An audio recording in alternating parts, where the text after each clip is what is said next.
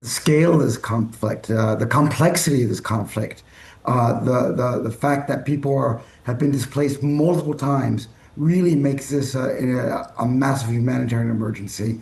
And the needs keep growing by the day. We have this most unspeakable violence that we've seen in Al Fashir. We've got famine in parts of the country. We've got needs for children throughout Sudan. What have you heard about what happened in El Fasher? Well, unfortunately, the violence continues to unfold, and I think many of your viewers have probably seen snippets of this, of just as massacres, people being killed in the streets, people going door to door, executing people. We've heard stories from our own partners of extortion, of mass rape, just levels of violence that is hard to comprehend. Do you think the world is yet to realise the full extent of what's going on there? I think the world continues to largely avert its gaze, and I think that's a mistake. If we don't pay attention to what is happening in Sudan, this conflict will continue to grow. The needs for children will continue to grow. Populations will continue to move. The situation will continue to get worse and worse and worse, and we'll have a much, much bigger problem on our hands. Already the situation is enormous. Already the level of atrocities is enormous. But we've got to pay attention now. How many people are displaced and how many children are included in that? You know, the short answer is we don't know exactly. There were some 130,000 children in Al Fashir. We have some 80,000 people who have left the city. They've gone to towns like Tawila and other neighboring towns in North Darfur, but many continue to leave, and it takes 4 or 5 days for people to get there. They're stopped at checkpoints. They're extorted. They're asked to pay large sums of money or are not allowed to continue further. So we don't know yet, and we don't know how many people have actually been killed. There have been stories, horrific stories, of mass graves.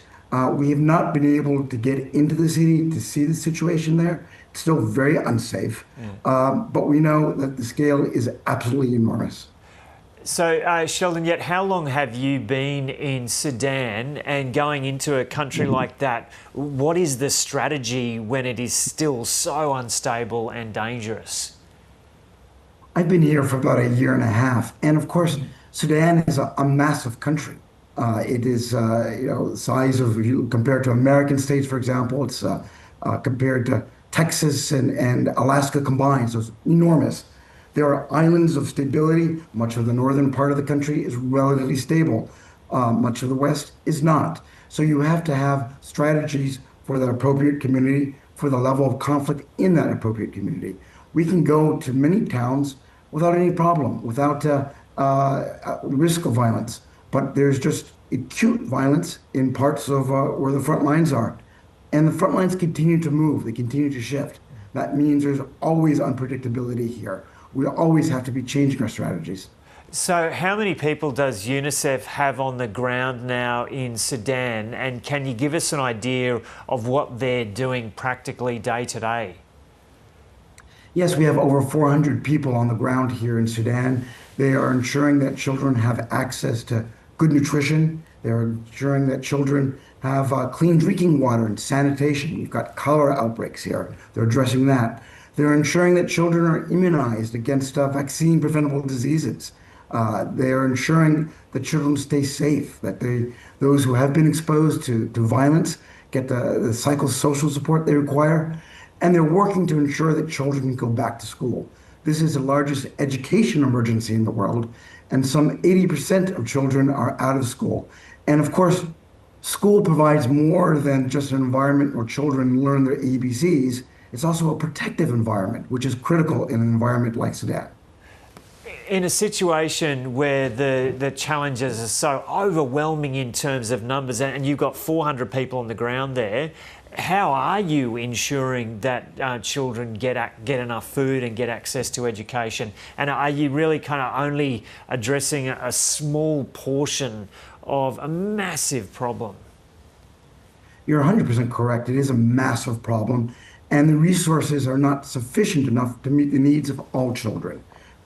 We are working with the government, we're working with national NGOs, international NGOs, community groups to get to as many children as we can reach. We need to make sure that systems are in place, that we don't create parallel systems, that we support government systems, that we support other healthcare that is normally in place rather than just recreating the wheel. The last thing we want to do is add new inefficiencies here, but we need to make sure that children get the urgent emergency support that they require. And the bottom line is that some kind of agreement or solution needs to be made politically or militarily to stop the violence. I'm not sure if you're in a position to comment on this, but yeah, Sheldon, yeah, having been there for a year and a half, can you see any path towards an end to the violence there? You know, humanitarians like those who work for UNICEF will only be able to provide band-aids unless we see a political solution here, unless we see an end to the conflict, unless we see an end to arms flows coming into the country. That's what's critical. We need to make sure we can get accountability for those people who are responsible for this violence. We need to ensure that we can reach all children, no matter where they are in the country, and we need to ensure that there's an end of the war. That's what we all want to see.